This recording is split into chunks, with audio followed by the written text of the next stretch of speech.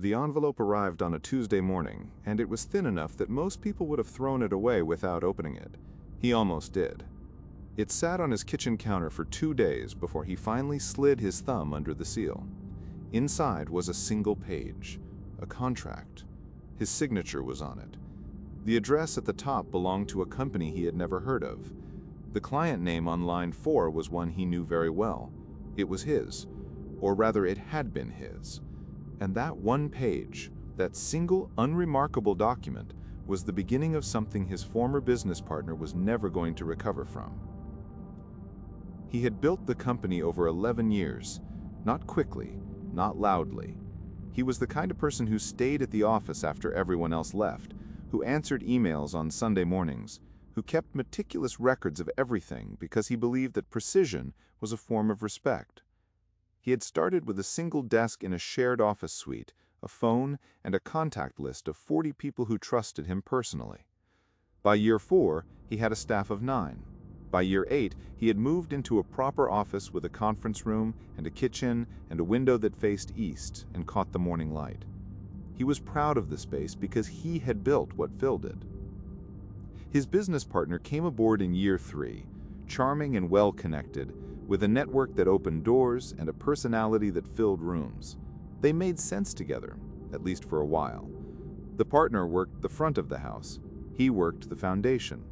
Neither one talked much about what the other one did, and for years that silence felt like trust. The partner was gifted at the first impression, the handshake, the room.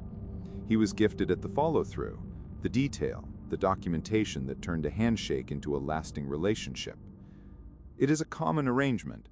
It works until it does not. The client list they had built together was not just a spreadsheet. It was a decade of relationship work. Phone calls made on holidays, problems solved at midnight, clients who had referred other clients, who had referred others still. There were 47 active accounts, each one carrying a history. He knew every contact by first name. He knew which ones preferred email and which ones wanted a phone call. He knew who had just gone through a divorce and who had a daughter starting college. He knew which clients needed to be heard before they would take any advice, and which ones trusted him enough to act on a recommendation without a long explanation. The list was not a document. It was a living record of 11 years of showing up. In the spring of their 12th year together, the partners started leaving the office earlier. Calls went unreturned. A few clients mentioned in passing that they had heard from someone else about similar services at comparable rates. He filed those comments away, the way he filed everything, without making a scene. He asked the partner directly, once, in the parking lot, on a Wednesday afternoon, when the light was already going low, and the day felt slightly off, in the way days sometimes do before something becomes clear. The partner smiled and said he was exploring some personal projects, nothing to worry about. He had a new contact or two he was developing. That was the first detail he wrote down. 3 months later, 7 clients were gone. Not unhappy, not poached by a known competitor, simply gone, with no explanation and forwarding addresses that led nowhere useful. He ran the numbers methodically, the way he ran every set of numbers. 7 clients, at their average contract value, represented a loss of just over $280,000 annually. He called each one. 3 did not pick up. 2 said they had been approached by a new firm with a compelling offer. 1 said, quietly, that she felt awkward and could not say more. The last one told him everything. The partner had launched a competing firm 6 weeks before the departures began. He had been using their shared office infrastructure, their email domain aliases, and their internal client management system to contact those accounts under a name close enough to their original company that it could pass for a rebrand at a glance. He had been doing it for months, in the background, while sitting in the same conference room, eating lunch in the same kitchen, and answering questions about company strategy with a straight face. And he had filed the new entity under a name that, if you looked carefully at the incorporation documents, used their joint business assets as the founding capital contribution. The partner had not just stolen the clients, he had used the company itself to do it. He sat with that for a full evening. He did not call anyone. He did not send an angry email. He did not draft any kind of confrontational message he would regret. He went to bed at his usual time and slept soundly, which surprised him a little.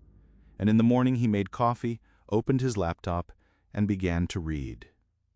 He read their original partnership agreement, all 42 pages of it, with more attention than he had given it at signing. He had written most of it himself, back in year 3, when he still believed that a good document was a formality and not a weapon.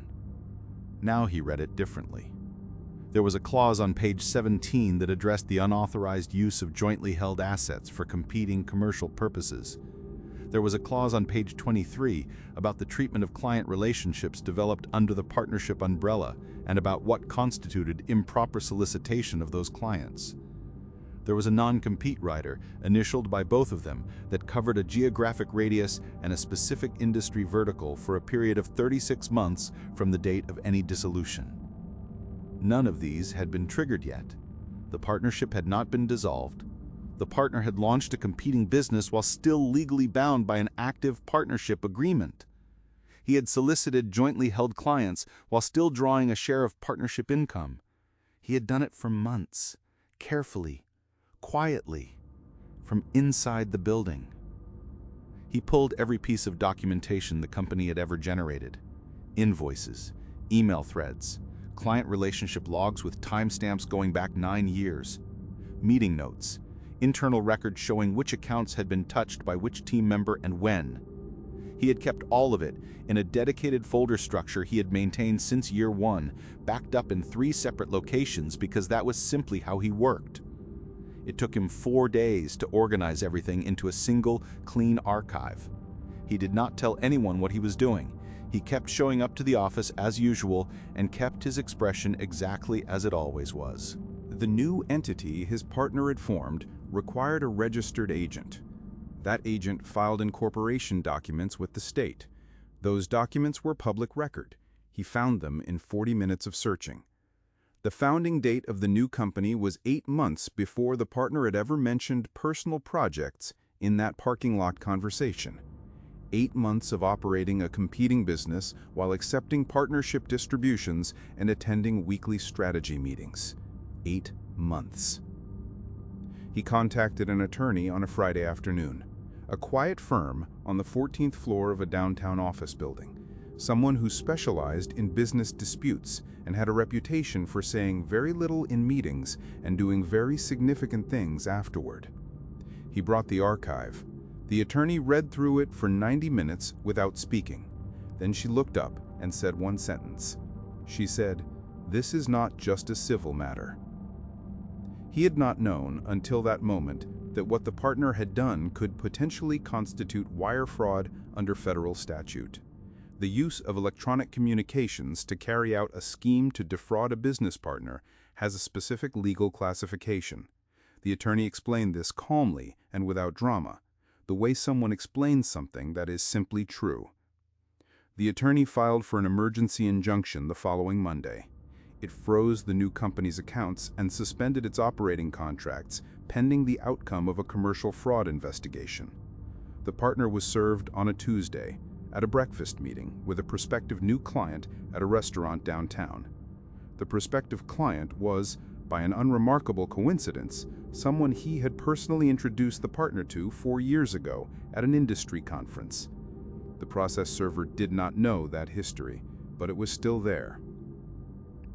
The partner called him 11 times between Tuesday morning and Thursday afternoon. He did not answer. There was nothing to say that the documents had not already said with more precision and permanence than any conversation could offer. The civil case settled 14 months later. The partner surrendered his full equity stake in the original company.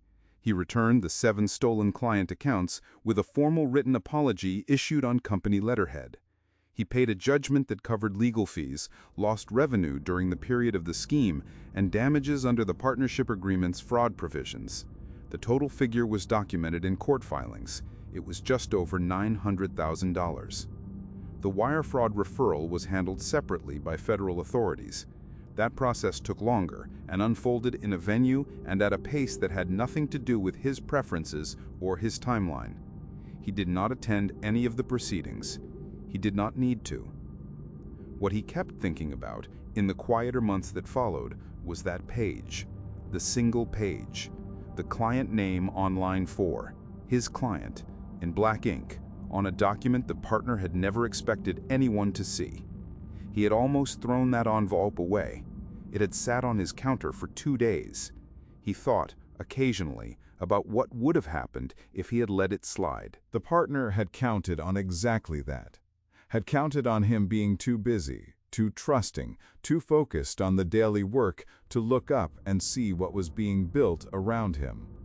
He had mistaken consistency for blindness, had mistaken quiet for unawareness, had looked at 11 years of careful documentation and seen the habits of a man too absorbed in routine to be a threat. He runs the company alone now. The client list has grown back to 63 accounts. He still answers emails on Sunday mornings.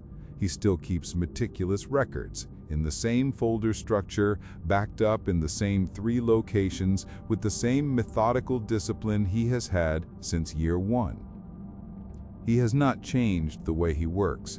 He never needed to. The work was always the point. It just turned out, when the moment required it, that the work was also the proof. Quiet things have a way of lasting. Loud things have a way of forgetting that.